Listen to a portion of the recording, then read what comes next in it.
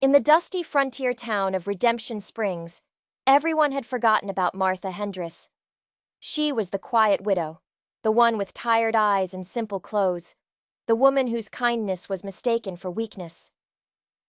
Folks saw her feeding drifters and mending clothes for free, and they called her a fool, casting her aside like a worn-out tool. They saw the surface, but they never bothered to look deeper. They never saw the steel beneath the softness. But one man did. From the high mountains that loomed over the town, a hermit named Ezra Cole would ride in once a month for supplies. He was a ghost, a man as weathered and solitary as the peaks he called home. He spoke little, but he watched everything.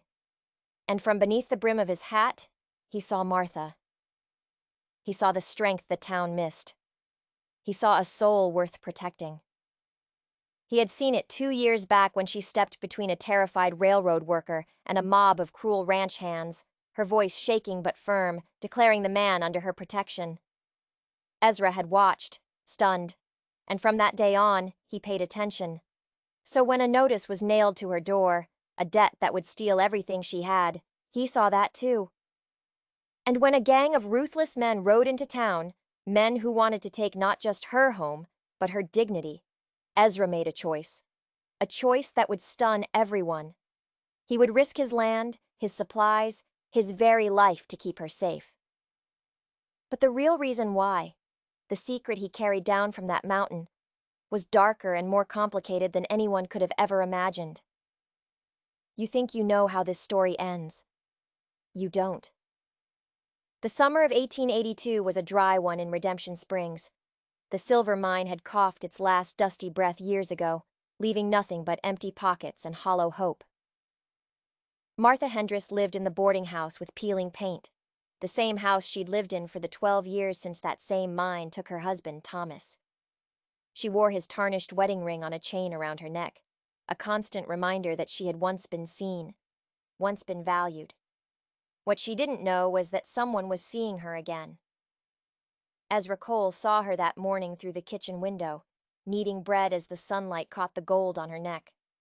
She looked up, and for a split second, their eyes met. Ezra, caught off guard, touched the brim of his hat. Martha offered a small, surprised smile and nodded back. It was nothing, a fleeting exchange.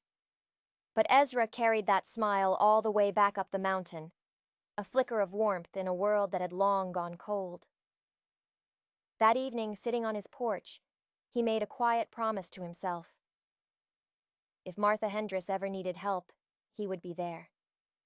He had no idea that promise was about to be tested by fire and blood. The notice appeared the next Tuesday, a legal document nailed to her front door by the banker's assistant for the whole town to see. A small crowd gathered, their faces a mixture of morbid curiosity and cruel satisfaction.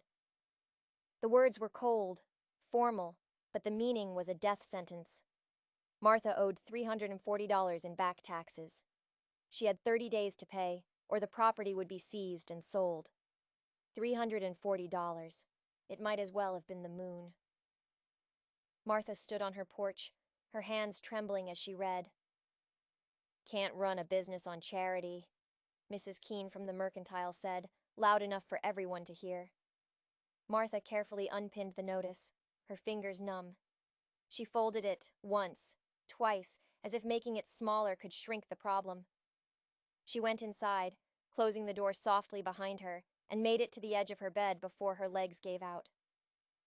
The math was merciless. $4.60 in a coffee tin under the floorboards. The boarding house was all she had left of Thomas, all she had in the world. Without it, she'd be a beggar in a town that had already condemned her.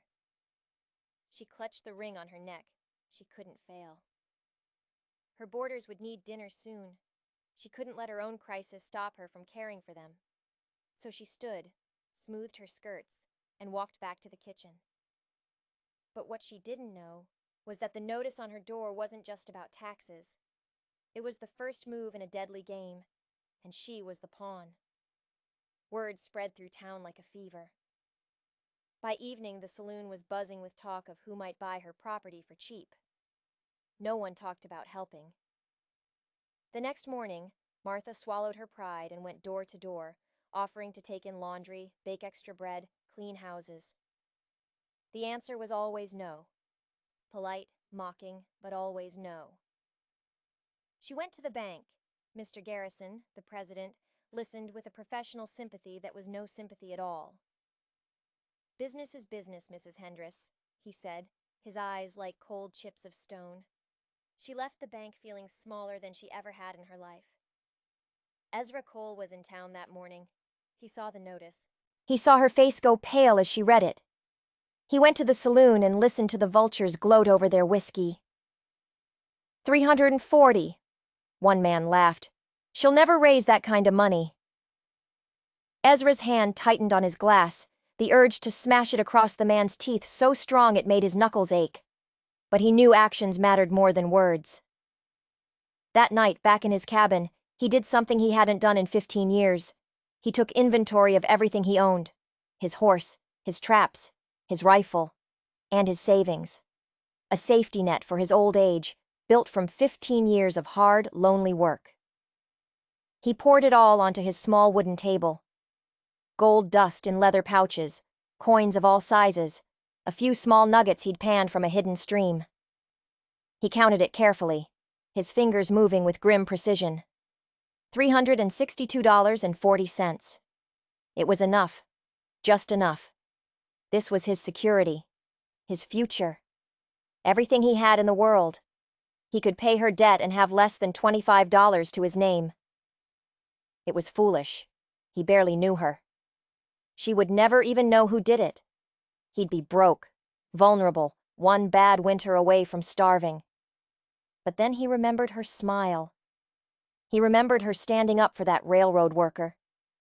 He remembered the promise he'd made to himself on his porch. Ezra Cole had been many things in his life: a soldier, a killer, a coward who had run from his past. But he had never broken a promise to himself. He counted out exactly $340, leaving the rest on the table. Tomorrow, he would ride to Redemption Springs. He would pay her debt, anonymously. She would keep her home, her dignity. And he would go back to his mountain, poorer, but somehow, for the first time in a long time, whole. What he didn't know was that he wasn't just riding to pay a debt. He was riding into a trap, one set by a man far more dangerous than a small-town banker. The sun was just clearing the mountains when Ezra tied his horse, Ruth, outside the bank. The town was slowly coming to life, and people noticed him. A man like Ezra Cole sitting outside a bank before it opened could only mean money. At precisely 8 o'clock, Mr. Garrison arrived, his keys jangling. "Mr. Cole," he said, his surprise poorly hidden. "You're here early." "Business," Ezra said, his voice flat. Inside, the bank smelled of old paper and greed. Ezra placed the heavy leather pouch on the polished desk. The sound was definitive. "I'm here to settle a debt." Garrison's eyebrows rose.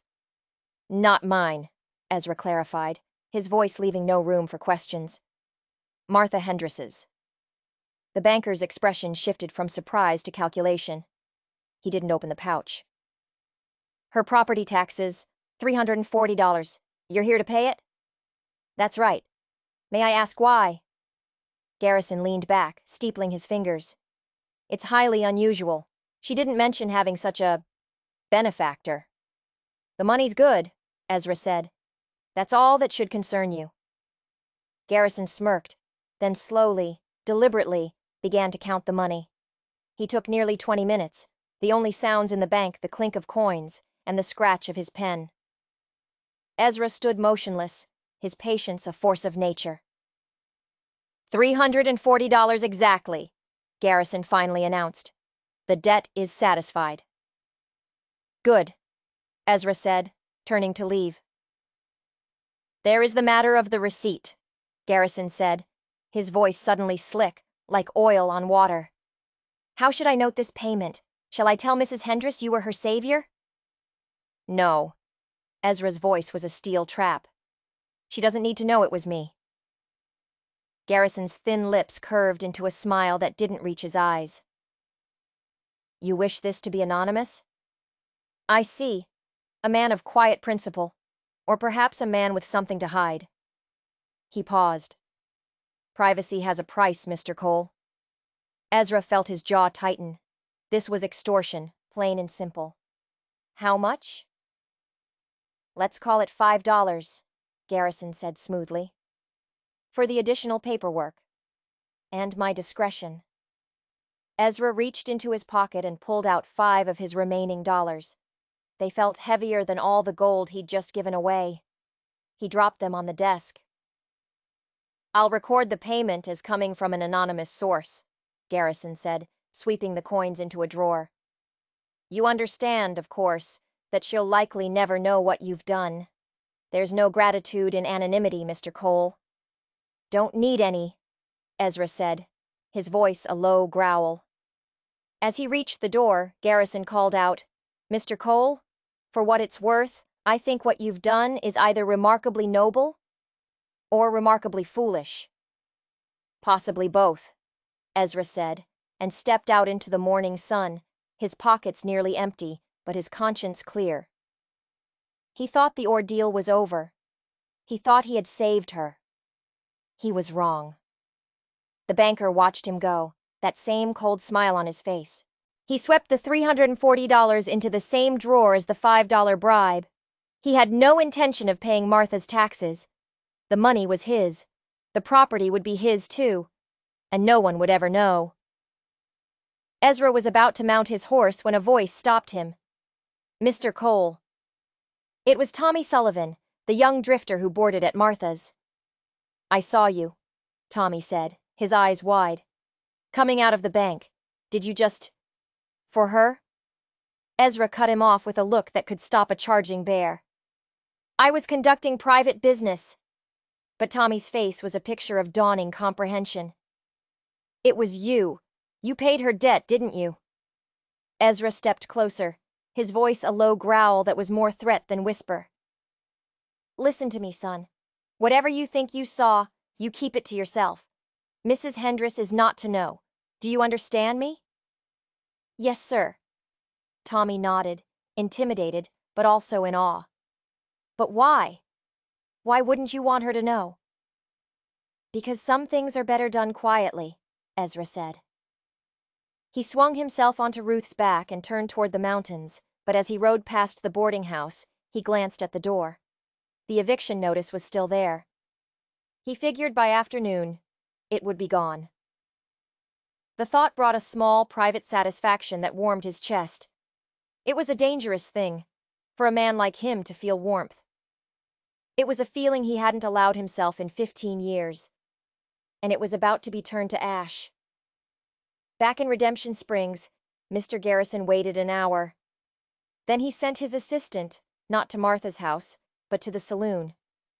The assistant found Mrs. Keene and a few of the town's other gossips. Such a shame about Mrs. Hendris, the assistant said, shaking his head sadly. The banker gave her an extension, but it seems she couldn't find a soul to help her. He has to file the foreclosure papers tomorrow. The lie spread through town like wildfire. By noon, everyone believed Martha had failed. They whispered about her foolishness, her pride. They felt smug, justified in their cruelty. At 3 o'clock, the banker's assistant walked up to Martha's porch. She saw him coming, and her heart leaped with hope. He was here to take down the notice. She opened the door before he could knock, a smile on her face for the first time in days. The assistant's expression was full of false pity. Mrs. Hendris, Mr. Garrison sent me. He asked me to inform you that, despite his best efforts to give you time, the 30 days are up tomorrow morning. The property will be seized at 9 a.m. Martha stared at him, the world tilting on its axis. What? But there must be some mistake. I'm afraid not, he said, unable to meet her eyes. I'm very sorry. He turned and walked away, leaving her standing in the doorway, the notice still nailed to her wall like a final insult. The hope that had bloomed in her chest withered and died. Anonymous benefactor? It had been a fool's dream. No one had come.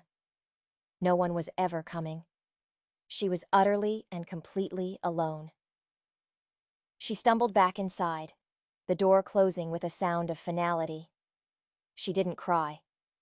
The shock was too deep for tears. She walked to the kitchen and began preparing dinner for her boarders, her movements mechanical, her mind a blank, hollow space. She had lost. The town had won. But across town, young Tommy Sullivan heard the news. He heard Mrs. Keene talking about how Martha had failed. And he knew it was a lie. He had seen the heavy pouch of coins. He had seen Ezra Cole's face. Something was wrong. Terribly wrong. He was just a boy, and Ezra had scared him into silence.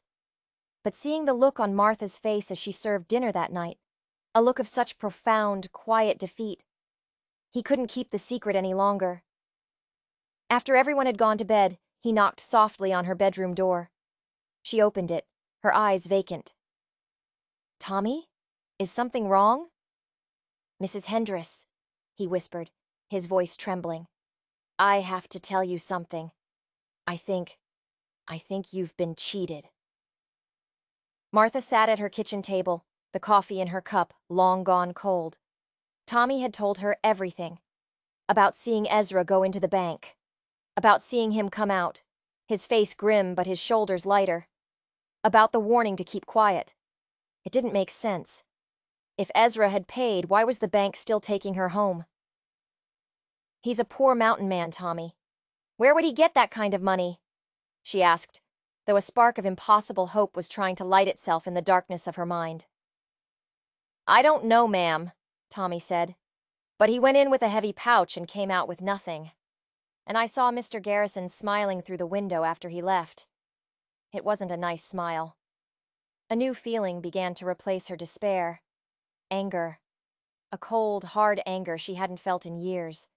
She had been played. But if Ezra had truly done this for her, then he had been played too. She had to know the truth. "Stay here, Tommy. Lock the doors. Don't open them for anyone." She didn't own a horse, so she walked.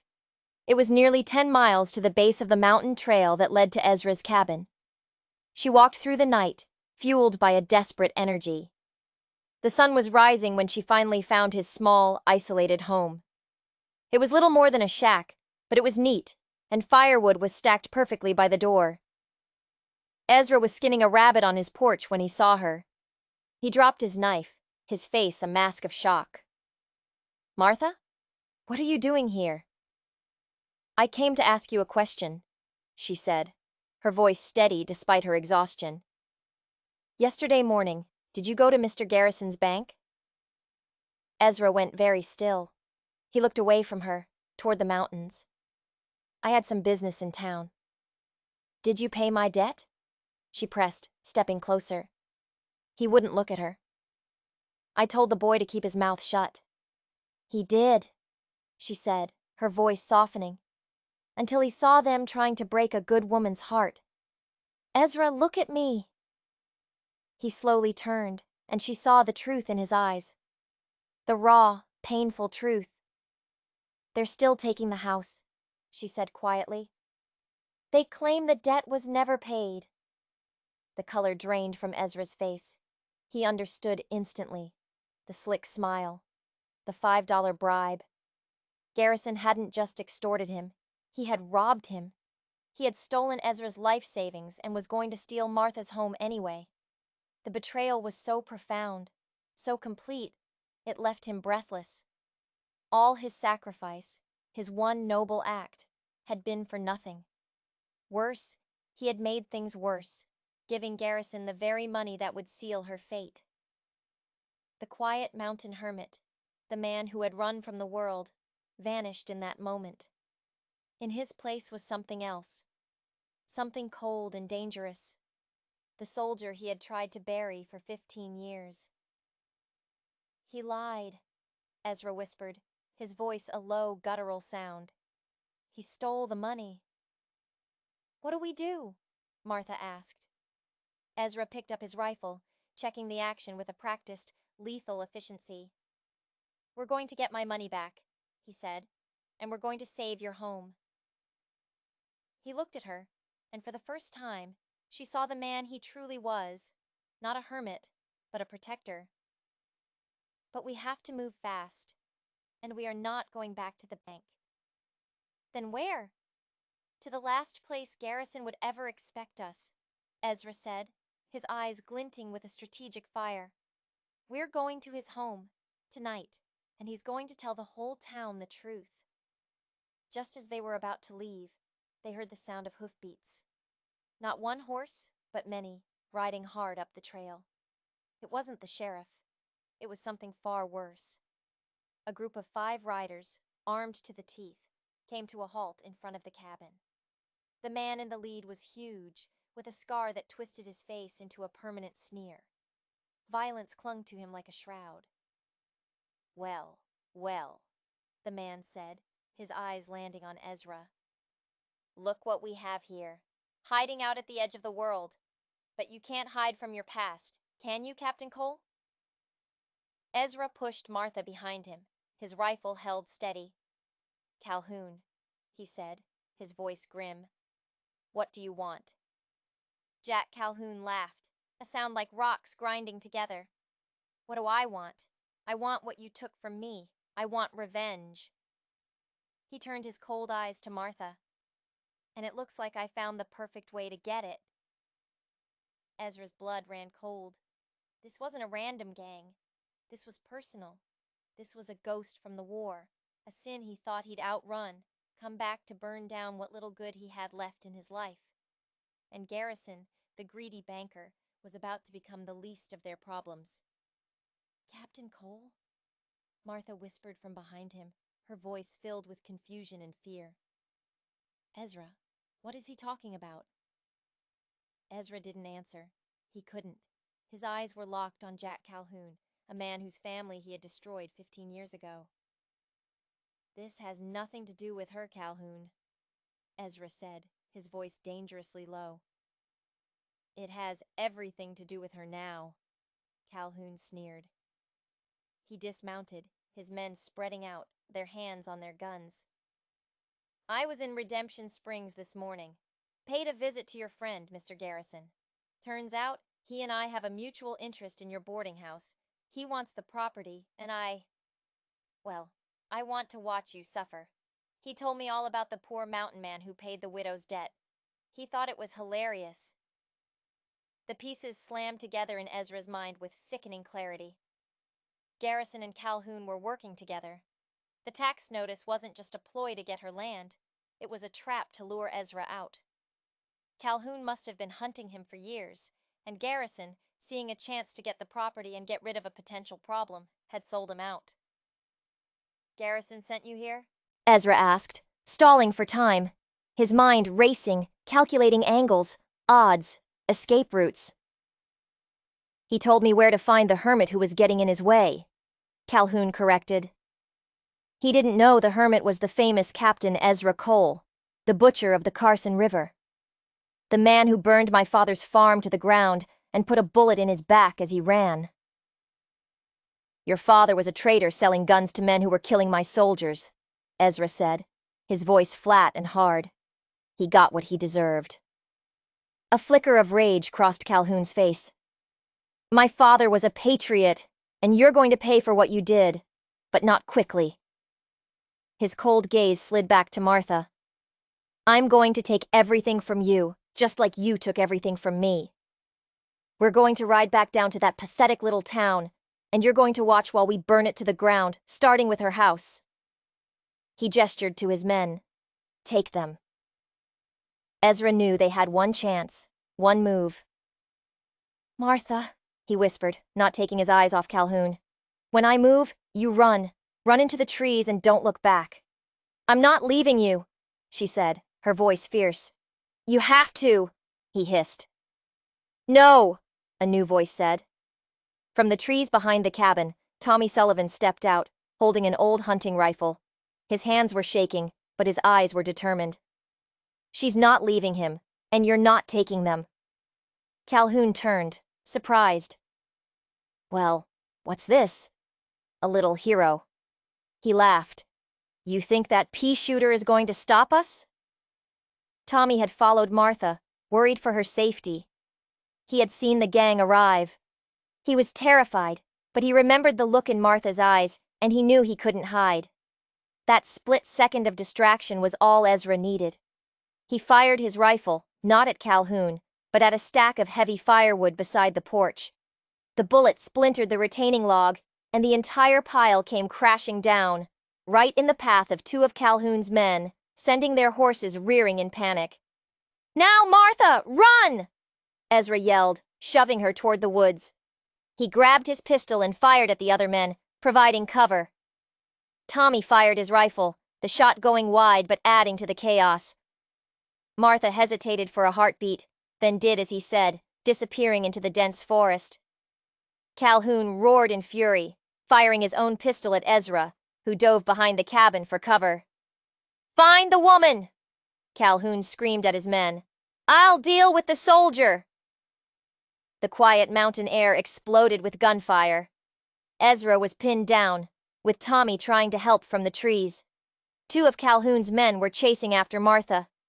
It was a desperate, impossible fight. But as Ezra reloaded behind the thin walls of his cabin, he wasn't thinking about the odds. He was thinking about the promise he'd made, to protect her. And he would keep that promise, or he would die on this mountain. Martha ran, her lungs burning, branches tearing at her clothes. She could hear two of Calhoun's men crashing through the undergrowth behind her, getting closer. She wasn't a young woman, and she knew she couldn't outrun them for long. She scrambled up a rocky outcrop looking for a place to hide, but the forest was too open here. They were gaining on her. Suddenly, a hand shot out from a crevice between two large boulders and pulled her down into the darkness. She cried out, but another hand clamped over her mouth.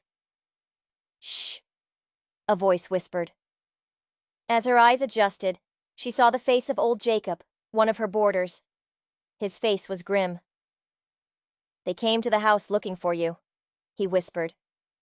"Lynn and I got away out the back. We saw them ride this way."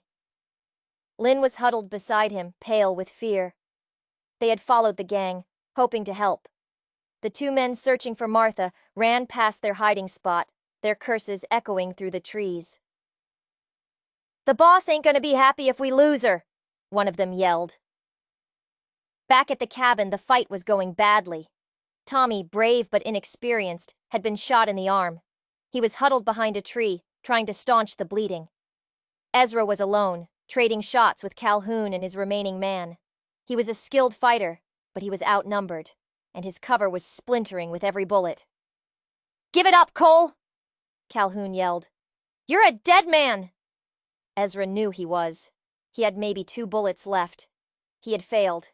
He had brought this destruction on Martha, the one good person he had ever known. He prepared to make his final stand, to charge out and take Calhoun with him. Just then, a new sound cut through the gunfire. A high, piercing whistle. And then another, and another, from different points in the woods. Calhoun and his men stopped firing, confused. It sounded like they were surrounded. "What the hell is that?" Calhoun's man asked nervously. Calhoun scanned the trees, his eyes narrowed, and then he saw them. Figures moving in the woods. Not soldiers, townspeople. Samuel the blacksmith holding a heavy hammer. Mrs. Keene from the mercantile, her face pale but resolute, holding an ancient shotgun. Dozens of them, armed with whatever they could find. They had seen the gang ride out. They had heard the gunfire. And for the first time, the people of Redemption Springs had decided to stop being vultures and start being neighbors. They had followed Jacob and Lynn up the mountain. Seeing their town turn against them, Calhoun's men hesitated. This wasn't the easy fight they had signed up for. One of them threw down his gun. "I ain't dying for this," he said, and raised his hands. The other man, seeing his partner give up, quickly followed suit. Calhoun was alone. He looked at the faces surrounding him, full of a courage he hadn't expected. He looked at Ezra, who was now stepping out from behind the cabin, his pistol aimed steadily at Calhoun's heart. Rage and disbelief warred on Calhoun's face. He had lost. but he wasn't going to make it easy. With a final, desperate roar, he lunged, not at Ezra, but at Tommy, who was still trying to get to his feet. He grabbed the boy, holding him as a human shield. "Drop the gun, Cole, or the boy dies!" Ezra froze. He couldn't risk a shot. "I said drop it!" Calhoun snarled, pressing his pistol to Tommy's head. Slowly, Ezra lowered his gun. He placed it on the ground. This was it. Calhoun was going to kill the boy, and then kill him. But he hadn't counted on Martha. She emerged from the rocks, her face a mask of cold fury. In her hand, she held a heavy, jagged rock. While everyone was focused on the standoff, she had circled around. "Get away from him," she said, her voice shaking, but filled with a power no one in Redemption Springs had ever heard from her. Calhoun laughed. "Or what, old woman? You'll hit me with a rock?" "No," she said. "He will." And she threw the rock, not at Calhoun, but at a hornet's nest hanging from a branch just above his head. The rock hit its mark. The nest exploded with angry, buzzing insects. They swarmed Calhoun, who screamed in pain and surprise, dropping his gun and flailing at the stinging swarm. In that instant, Ezra moved. He launched himself at Calhoun, tackling him to the ground. The fight was brutal, hand to hand, two men fueled by years of hatred. But Ezra wasn't just fighting for revenge. He was fighting for Martha. He was fighting for a future he had never believed he could have. And that made him stronger. He landed a final, decisive blow, and Calhoun went limp. The fight was over. The townspeople surrounded them, cheering, helping Tommy, securing Calhoun and his men. But Ezra only had eyes for Martha. He walked toward her, his face bruised, his body aching.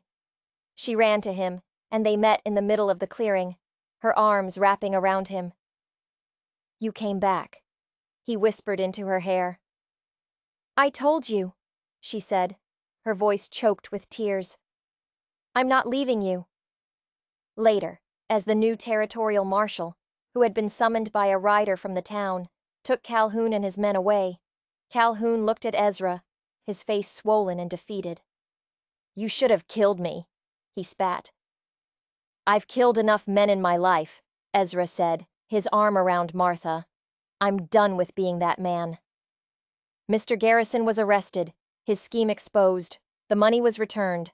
The town, shamed by their own cowardice and inspired by Martha's courage, took up a collection.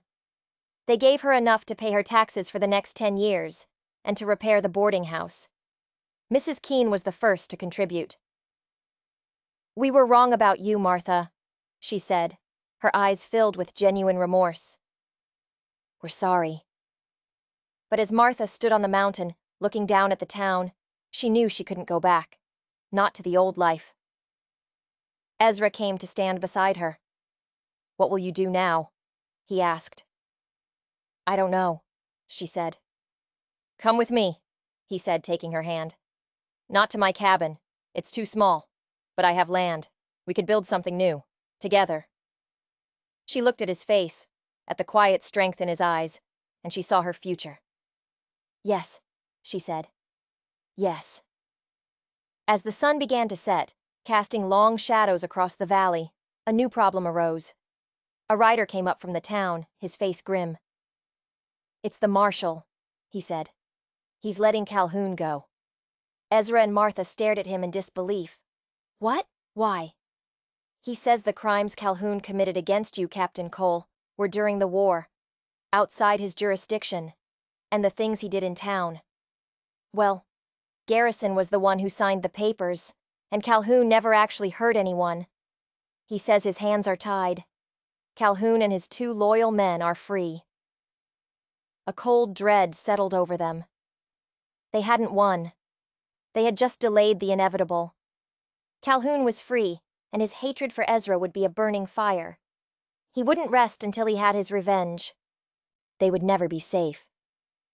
As they looked down at Redemption Springs, they saw 3 figures on horseback riding away, not east, toward the law, but west, into the lawless territories. Calhoun was free, and he would be back. For weeks, A shadow hung over them. Every snapping twig, every hoot of an owl, made them jump. They started building a new house on Ezra's land, a solid, defensible log home with a view of the entire valley approach. The people of Redemption Springs, now fiercely loyal, helped, standing guard in shifts. They were a community now, forged in fear and fire. Martha and Ezra grew closer, their bond deepening in the shared danger. They talked about their pasts, their hopes, the future they were trying to build. But the threat of Calhoun was always there. One evening, as they sat on their unfinished porch, Ezra took her hand. "Martha, I should leave," he said, his voice heavy. "He wants me. If I'm gone, he'll have no reason to come back. You and the town will be safe." "Don't you dare," she said, her grip tightening on his hand. "We faced him together once. We'll do it again. Your past is my past now, Ezra. We are not running." The look in her eyes silenced his protests. He knew she was right. Running was what he had done for 15 years. It was time to stand and fight. Not as a soldier seeking vengeance, but as a man protecting his home. The attack came a month later, at dawn. But this time, Ezra was ready. He had used his cavalry knowledge to turn the land to his advantage. He had dug trenches, set up barricades. The townspeople were armed and waiting. Calhoun didn't ride in boldly this time. He and his men used stealth, trying to sneak up the mountain under the cover of the morning mist. But Ezra had been expecting it. A series of tripwires connected to bells gave them an early warning. The fight began, not as a chaotic brawl, but as a calculated defense. Ezra directed the townspeople like a seasoned captain, his voice calm and clear amidst the chaos of gunfire. Martha was beside him, reloading rifles, her hands steady, her presence a silent source of strength. Calhoun and his men were skilled fighters, but they were attacking a prepared position, and they were outnumbered. One of his men went down, then the other. Soon, it was just Calhoun, pinned down behind a rock, trading shots with Ezra. "It's just you and me now, Cole!" Calhoun screamed, his voice raw with hatred. "Just like it should have been!" "It's over, Calhoun!" Ezra yelled back. "Give up!" "Never!" Calhoun roared, and he charged from behind the rock, firing both his pistols, a wild, suicidal rush. Ezra stood his ground. He took careful aim. He could have killed him. The soldier in him, the man who always took the shot, screamed at him to fire. But he looked at Martha, standing beside him, and he knew he couldn't be that man anymore. He squeezed the trigger, but he aimed for Calhoun's leg. The shot hit its mark. Calhoun screamed and tumbled to the ground, his leg shattered. The fight was over, this time, for good. As the sun rose fully, bathing the mountain in golden light, the territorial marshal rode up with a full posse. He had been shamed into action by a petition from the town. He saw the captured Calhoun, the organized defenses, the determined faces of the townspeople. "Looks like you folks handled things," he said with grudging respect. Again. This time, Calhoun was not let go. In the ruins of the old boarding house, Martha found the tarnished wedding ring on its chain. She had held on to it through everything. She looked at it one last time, then walked over to where Ezra stood. "Thomas would have liked you," she said softly. "He would have been proud." She took the ring off the chain and pressed it into his hand. "The past is the past. This is our future." He closed his hand around it. "Martha Hendress," he began, his voice rough with emotion. "I spent my whole life thinking I was meant to be alone. But you saw me. You saw a man worth saving." He opened his hand. In his palm was a simple gold band, crafted with care. He had melted down the metals from his uniform, the symbols of his violent past, and forged them into a symbol of their future. "I know we're not young, and we have no time to waste. Will you marry me?" Tears of joy streamed down her face. "Yes," she whispered. "Absolutely, yes." He slipped the ring on her finger. It fit perfectly. They were married the next week in the half-built church in Redemption Springs, the whole town there to celebrate. They had been invisible to the world, but they had seen each other. And in the end, that was all that mattered. The story that began with a desperate debt had become a story of second chances, of courage, and of a love that had redeemed them both. If this story reminded you that it's never too late to find your own redemption, make sure you hit that subscribe button, because what we have coming next is something you won't want to miss.